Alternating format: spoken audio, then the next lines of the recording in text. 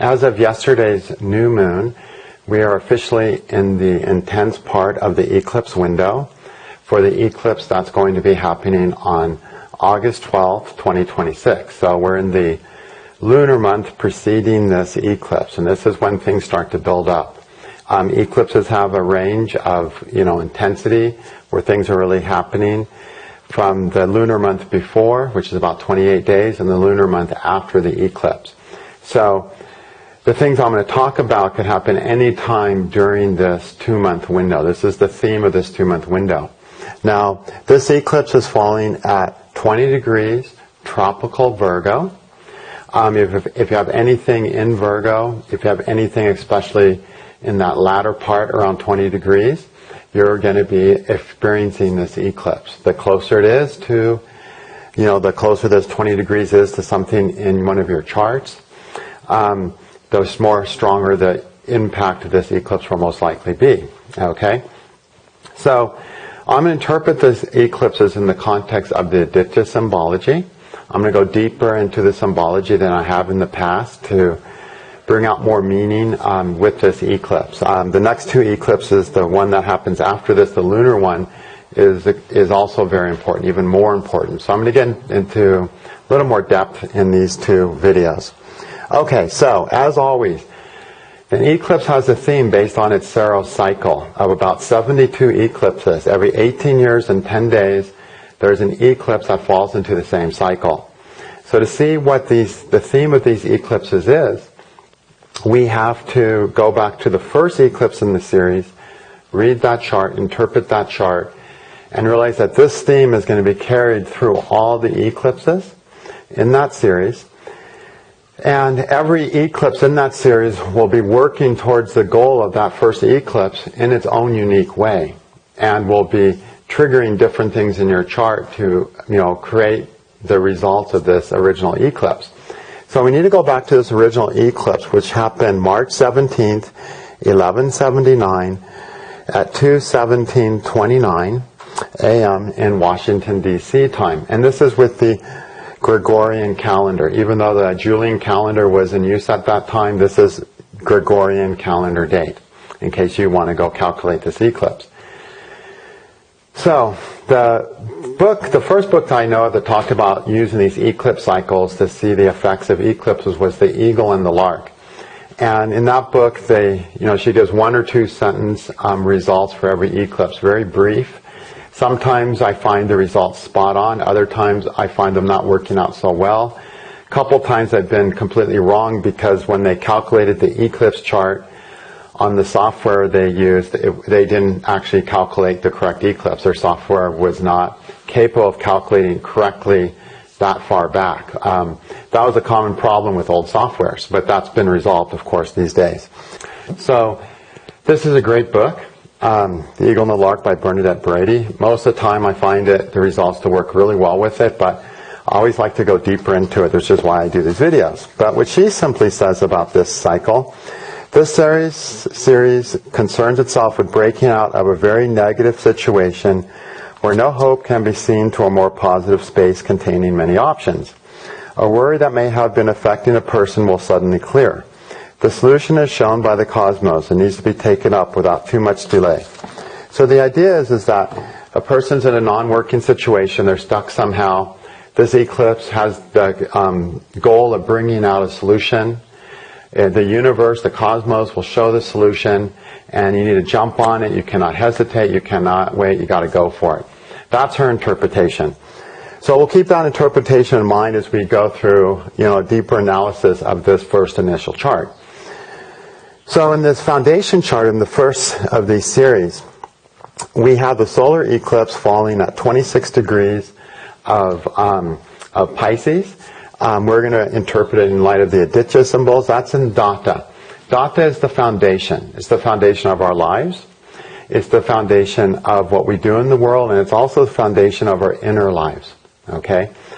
So, this eclipse cycle, because the original one was in this Data, the foundation, the bearer and the supporter, what supports our life, it tells us that the foundation of our life, this eclipse series has the goal of changing the foundation of our life. And this eclipse is falling in the moon hora, which is really important to understand. The moon hora is where Vasuki, a Naga, presides. A Naga is a serpentine being. And Vasuki is the Naga that represents the curse of the mother. He was cursed along with all of his siblings because something he did by his mother to be killed and have all of his siblings killed with him.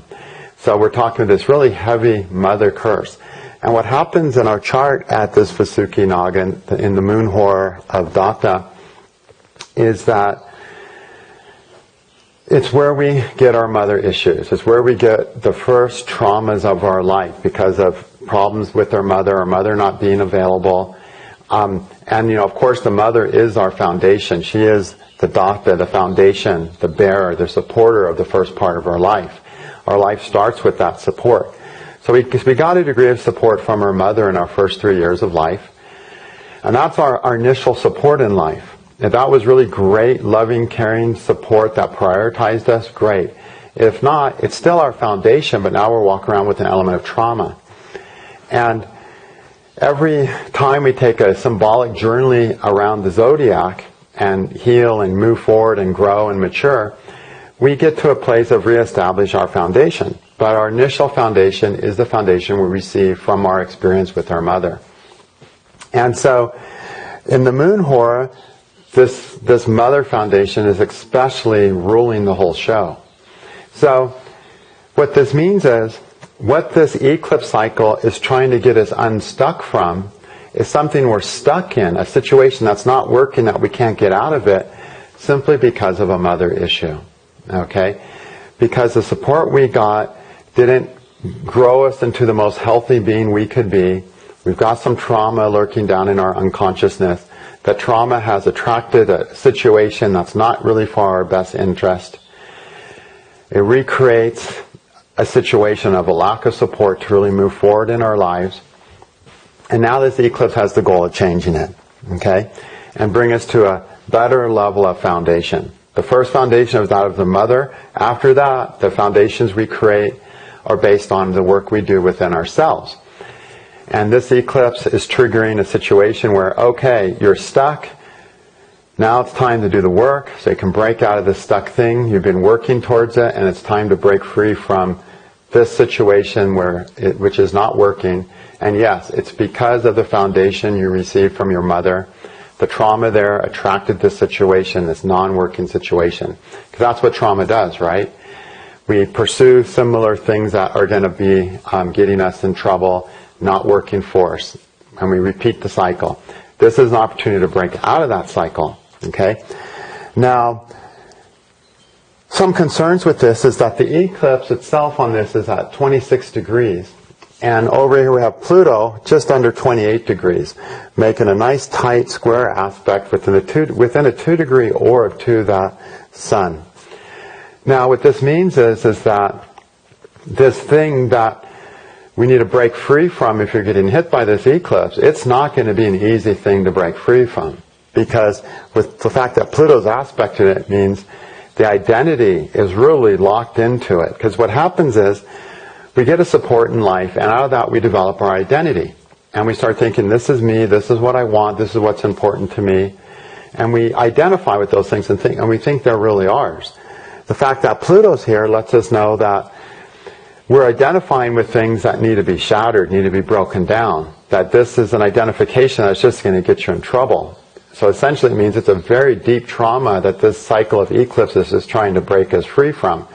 It's not just a simple, I'm just sort of stuck. It's like you're heavily stuck because you really believe this is what's supposed to be for you, how you're supposed to live, what's right for you. And now Pluto's going to come over there and crush that. Make it so non-working that you realize you just really got to drop that, let go of that identification. Pluto's always about destroying identifications within us that aren't true and which are limiting. So that's going to make this eclipse cycle in general always an intense eclipse cycle. Now, fortunately, the one that's happening right now will be amongst the most mild of this cycle. But it's always going to carry this intensity of this Pluto of we have to really break something, a wrong identification, that's based on identifying with the trauma and thinking what this trauma wants me to do and needs me to do is what I need to do. No, we need to do what we need to do, and that's very different. And so this eclipse is bringing that to realization of that. And Saturn over here is at 23 degrees, right conjunct Pluto. And Saturn is also making a really strong aspect to the Sun. So we also have Saturn there and the Sun saying, don't live the life you're supposed to. Because the Sun is the life we're supposed to live. And Saturn's the planet of don't do that. Caution, don't do that. Don't be careful. If you do that, you'll mess your life up. And it's over here aspecting the Sun saying, don't do what you're supposed to do. Okay? And so it's a huge, huge block that's in us when we get hit by this eclipse. That's being broken, that's being free. A huge block means we don't want it to be released because we think it's the truth. So this is an eclipse after getting hit by it is one that the universe is really going to show you the truth of your situation. It's a situation that's not working, but somehow your trauma, your wounds, your misidentification, doing things that you think you need to do that really aren't true to your being, are making you think you're supposed to be dealing with this stuff. And now it's time to break that foundation, create a foundation that's more based on what you really are here to do, what's really right for you to do, how do you really need to live, and so on. Okay? But because we got Pluto and Saturn both really hitting the eclipse point, it's going to be a very, very hard one. Okay? At the same time, we have Mercury with the eclipse. Mercury is really, really far from it. It's, sitting at 2 degrees, so it's literally 24 degrees from the eclipse. So it's not getting phased out too much. It's not combust and so on. So Mercury is going to show some lack of options. But breaking, whenever Mercury is a planet of, I have options to examine. Whereas with an eclipse, the options get more narrow. But there'll be a few options. There'll be enough options to work with, fortunately, on that. Now, the other thing that hits this eclipse, nothing else is really triggering this eclipse strongly. Okay. Now, this eclipse is happening, the original one is in the Venus Trimsumsha, which is the element, the water element, the Venus Trimsumsha, which means it's in the last 5 degrees of this odd sign, Data, which is an odd sign. And this Apsara, this is representing one of the mythological beings of the Ditchas, an Apsara, which is a kind of feminine demi-goddess type being. She's more human than goddess, but she is immortal and so on. And her name is Kritashtali. And Kritashtali means the prepared ground. And what the Apsara's job is to get us in the mood to do something. So this eclipse is saying, time to reestablish your foundation in a better and new working place. You have to make some huge changes in the very structure and foundation of your life and in your psyche so that your life is moving forward better and working better and you're not as stuck. And the Apsara comes along and says, okay, and I'm going to help you do that by getting you in the mood for it. If we're in the mood to do something, we can do something, right? If we're not in the mood, we're like, I don't feel like it, So this eclipse is to help you get in the mood to make this change. Now, luckily, Venus, who rules the Apsara force, is over here in Mitra Ditya, where she's strong and she's delighted and she's healthy and she's working properly, which means she's open to better options. She's open to what feels good. She's not closed off to what feels good. Venus doesn't have any afflictions of any note to her. And so, luckily we have this really great Venus in this eclipse. What that means is, if you get hit by this eclipse, situations are going to come that make you want to make these changes. That you're like, I feel like doing this. That's really, really nice. That smooths it out. That makes something that could be very hard feel very easy because you feel like it. Okay? So, the eclipse of radically changing our foundations, our structures, very stuck situation because of the Pluto-Saturn that this eclipse wants to break us free from. So, whatever is getting hit in your chart, this eclipse, whatever you have at 20 degrees of I said tropical Virgo. I'm sorry, it's 20 degrees tropical Leo is where this eclipse is falling. I said Virgo in the beginning. I'm sorry, it's in 20 degrees tropical Leo. So, in fact, let me put that there just so there's no confusion. Okay, so anything you have in, tropical Leo is going to go through this, which means you have to examine that thing and say, how stuck am I with this house, with this planet, this house lord that's in Leo getting eclipsed? Depending how stuck you are with that thing, will determine how intense this is. If it's a really stuck planet in your chart, it's going to be really intense. If it's not so much of a stuck planet, it'll be more gentle. But the nature of this first eclipse is saying, we're going to go really, really deep with getting this thing unstuck. We're just not going to get sort of unstuck. We're getting majorly unstuck because of the Pluto and Saturn influence to the sun. It wants to really get through a lot of the shit in your foundations, your emotional foundations, your psyche foundations, that gets you into stuck situations. Okay, so it's an intense eclipse, but we're going to feel like, I want to make this change. Scary and intense as it is, I feel like doing it. Okay, so somehow Venus is going to make it feel attractive, which is really good. Okay, so this is actually considered a nice eclipse cycle. Because if you're in a situation that's not working, that you feel stuck and you haven't been able to escape and you haven't been able to make it work and there's no options to making it work, getting an opportunity to get out of that situation and the universe coming along and blasting you with Pluto and Saturn out of that, this is a nice eclipse. So I consider this one of the good eclipse cycles. Okay, there's certain eclipse cycles that really destroy stuff in a crazy way. This is an eclipse cycle that's here to get you unstuck in your life. So raise your hand if getting unstuck sounds like a good deal, All right, now we need to get specific to the eclipse itself that's happening. That's August 12th, 2026, 13:45:59 Washington, D.C. And that's falling at 20 degrees 2 minutes of tropical Leo. And that's the one we need to look at to see if you're getting impacted by this eclipse in the cycle. If you go back to about August 2nd, 2008, that was the last time this eclipse was present. Okay?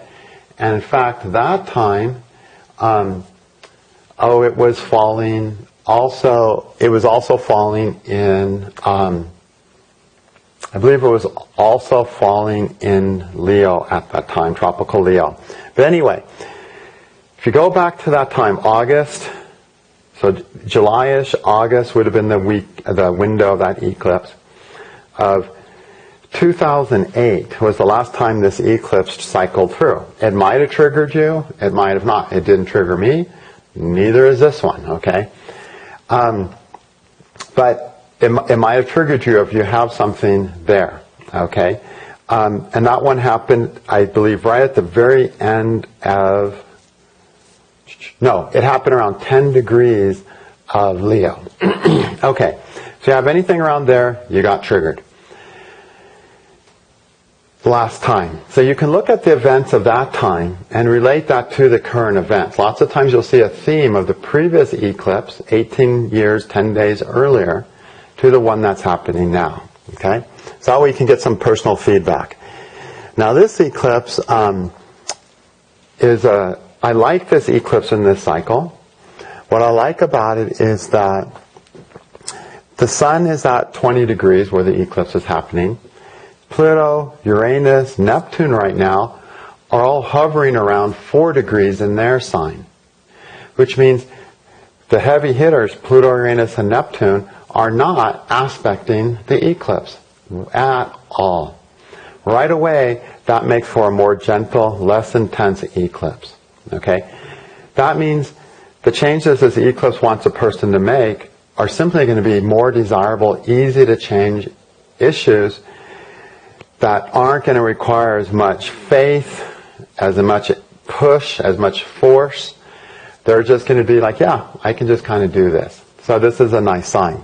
Okay. Now this eclipse falls with Jupiter and Mercury. Mercury is at 5 degrees of Vivaswan. Vivaswan is where Mercury is exalted in the Adityas. So the eclipse itself is ruled by an exalted Mercury. So this gives us nice options. In this eclipse cycle, it is a cycle of the universe showing up and helping us get unstuck. Showing us that you need to get unstuck now.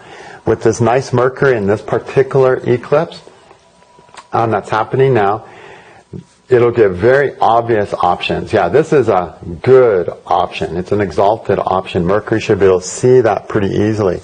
Mercury is far enough away from the sun and moon, from the actual eclipse itself, that Mercury is not overly eclipsed to where he can't function. Okay? We've also got Jupiter there, helping Mercury feel lucky with his options. So, that some good stuff can come into your life during this eclipse if you're getting triggered, okay, to help get you unstuck. Saturn is aspecting the eclipse, and I'll talk about that a little bit more. Yeah, it's really simple. We have a Jupiter-Mercury there. Uranus, Neptune, Pluto are not involved with it. Mars is not doing anything. Venus is not doing anything strong to the eclipse. The only planet that's significantly influencing the eclipse, the one that influences the most, is Saturn over here is trining the eclipse sun. It's a trine. Saturn with the sun means, okay, you need to recognize that you're doing some things that aren't really helping you out. And you need to stop doing that. But it's a trine, it's not harsh. And more importantly, well, let me talk about the hora of the sun first. The sun is in the sun hora, which is a nice place where the sun likes to be. And the sun hora of Vivaswan is where the Vivaswan Aditya, the sun god, is most focused, most concentrated. And what the sun god wants to do is the sun god that has a love of humanity. It wants to materially contribute something that makes a difference, that's supportive and helpful and real, and it wants to get paid for that. Why? Because it needs to get paid for that in order to keep doing it. It's not like it's a greedy, I need to get paid. It's simply like, yeah, I put time and energy, I need to get paid so that I survive and I can continue doing this. But this is a sign of the hora, where we decide what are we going to contribute that's useful, that's beneficial, that makes the world a little bit of a better place at least. Okay? What's my valuable contribution going to be? We know it's a valuable contribution because someone's willing to pay for it. That validates it as being valuable. If someone's willing to pay for it, it's valuable to them. We don't have to understand why. The fact that they will pay for it shows somehow it's seen as a contribution. So, this eclipse is about how are you contributing? How are you stuck not contributing? Let's get unstuck and start contributing what's really true to you. Okay? Depending what house this falls in your chart, this is like, where do you need to contribute more? Okay? If it's first house, how do you need to contribute as a person? If it's in your 10th house, how do you need to contribute as a person who has a force and power to do things here? You're in charge of things. What are you responsible for? How can you better contribute to what you're responsible for? Whatever house it's in, if it's falling in your 5th house, how are you going to contribute to your children and so on? Or to children? Whatever. So it's about making a more significant, valuable contribution, which will create better returns in your life. That this eclipse is questioning, is causing us to wonder and question about. So keep this keyword in mind of, what are you contributing in this world? What are you contributing to humanity, to others, to the world? That's where this eclipse is trying to get a person unstuck. Are we stuck in contributing in a rut? Or are we stuck not contributing? Whatever it is, time to get into a place of contributing more of something that's innately natural for us to contribute and brings happiness to ourselves as we contribute and makes our material life work as a result of the value of that contribution. So So this is an eclipse of a solar hora, sun hora is like we have to get active in this. I have to make this happen. Okay? So a person has to make their life a life of greater contribution if you get an eclipse by this. How are you going to use your energy to contribute? That's going to be the question. Now, the Rakshasa here, this falls at just over 20 degrees, like 2 minutes over 20 degrees of Vivishwan, which means the Rakshasa, it's in the Saturn hora, Saturn Trim Samsha Lord, and that is where this Rakshasa, who's like a Greek Titan or Norse giant type figure, so one of the bad guys, whose name is Vyagra, which means tiger. So this is the tiger Rakshasa portion. And what the Rakshasa does, his job is to push us forward in life. Okay? And this is really entering Rakshasa for this Vivishwan, because Vivishwan has this goal of, I need to contribute. And in this particular 5-degree portion where the eclipse is happening, it's saying, and I'm going to be pushed to contribute by this tiger Rakshasa pushing me. Pushing means you're kind of getting prodded with a stick sometimes. It's like you're getting pushed forward. You can't stay here. It's not going to be good if you stay here. So you're going to get pushed forward by this Rakshasa force. The Rakshasas are man-eaters, flesh-eaters, rapers and pillagers. They love death and destruction. That's the nature of Rakshasas. They're the more monstrous beings, okay? And Vyagra was especially known to be a man-eater. Not all of the Rakshasas are man-eaters. Some are actually very noble Rakshasas. But this Vyagra Rakshasa is the most noted man-eating Rakshasa. In fact, he gained the ability to take on any form. He would take on any form to get his victim so he could eat those victims. Okay? So this is a really, really scary force that's motivating this. I need to figure out how I'm going to contribute. Because what happens is, this interesting thing about Vivishwan, it's an earth sign. Earth signs are about making my life work. It's a dual earth sign, which is about making my life work in a world with other people. And in Vivishwan, which is the sun hora here, this is done by contributing something that other people find valuable. Okay, that they're willing to pay for. Now that Vivishwan is contributing, he's moving forward, which means he's staying away from the Rakshasa force, which is going to eat him. Because imagine you're getting chased by this man-eating Rakshasa. And if you don't move forward towards developing a greater love of humanity, a greater contribution, the Rakshasa is going to catch you and eat you. And in this particular degree where it falls, the Rakshasa is saying, I'm going to motivate you, because that's his job. He's not really a bad guy. He works to motivate us and push us forward, to contribute more so that you're not in trouble. And what does man-eating Rakshasa means? This means the Rakshasa force wants to use somebody. Okay? It disguises itself. It takes on the form of whatever it needs to take on in order to get another person into a position where this Rakshasa can eat them, which means use them, right? The most, the way we, like say we were going to use someone. Okay, we can use them for their money. We can use them to get into their house and rob them. Or we could eat them. We could just use them for food. When we use them for food, we're using them completely. Any other way we use someone, we're not using them fully. But this Rakshasa likes to use people for food. So he tries to use people as fully as he can. Okay? And so imagine this force in your life that's trying to use you as much as it can. And it shows up looking like this, then you find out it's there to use you. Okay? And how do you get out of that? Well, there's lots of ways you can think, the way I get out of this or that. No, there's only one way.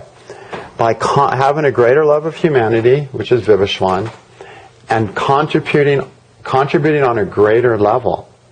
That keeps the Rakshasa way back there. Okay? So, in this part of the sky where this eclipse is happening, and especially if you have something between 20 and 25 Vivishwan, which is 20 to 25 degrees of Leo, tropical Leo, then this Rakshasa is a huge part of your life. And what that means is that depending on the health of your chart, you can avoid being used because you're contributing or not. Here with this eclipse, it's time to contribute more. So one of the things that might happen during this eclipse is a situation of being used or using other people. Now obviously if we're not contributing and don't have a love of humanity, don't want to contribute to the world, then we're obviously going to use other people, and we're going to be the tiger Rakshasa who takes on whatever form he can to get what he wants and use people, obviously. But not as obviously is the fact that if we're not contributing, the world is going to show up in this position in a way that we end up getting used. Okay?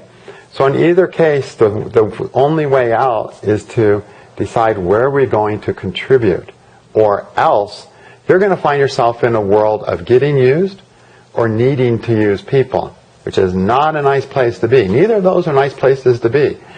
When you're in a world of where you have to use people to get through, because you haven't figured out what to contribute so that you can get a financial return and be okay in this world, well, you can use person for a while, but eventually they figure out they're being used, and then they don't let you use them anymore, and now you're with nothing. Okay? And on the other hand, if, so it's not a safe place to be either way.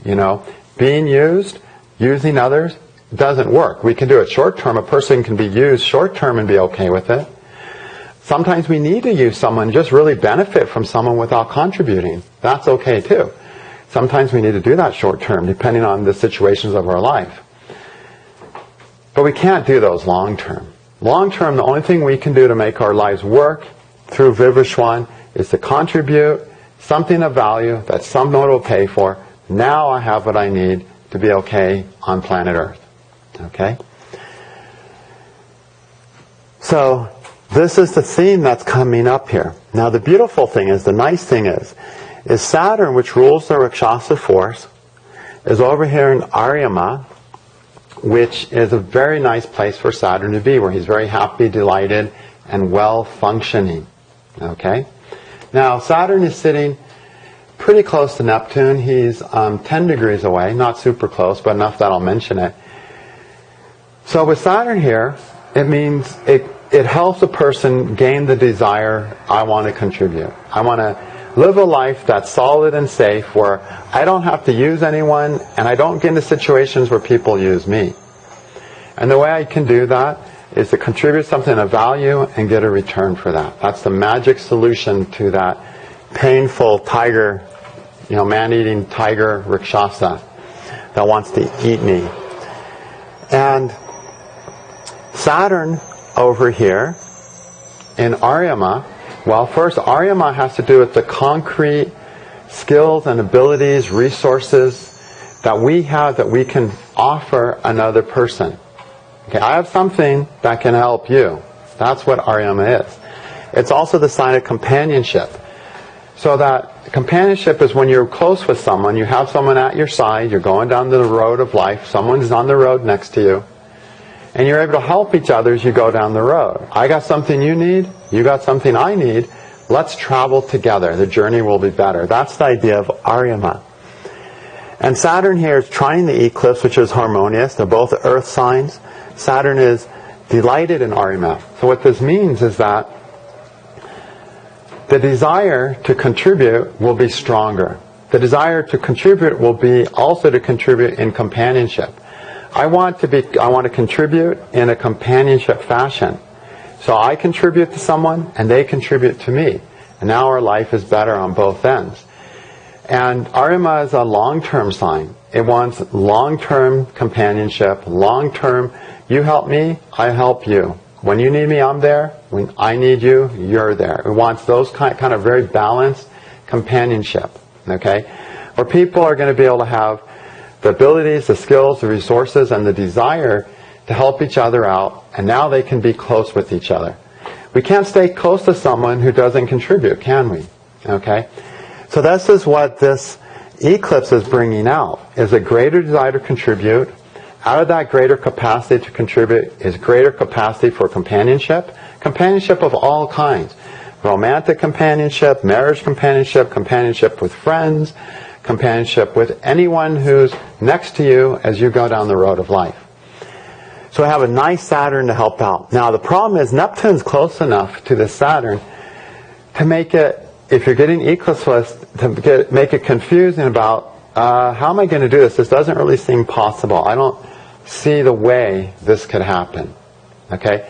There'll be something there that makes you feel a doubt, a confusion, an inability to, succeed in this. Succeed in how am I going to contribute in order to have a companionship, in order to be not used and not use anyone. How am I going to pull that off?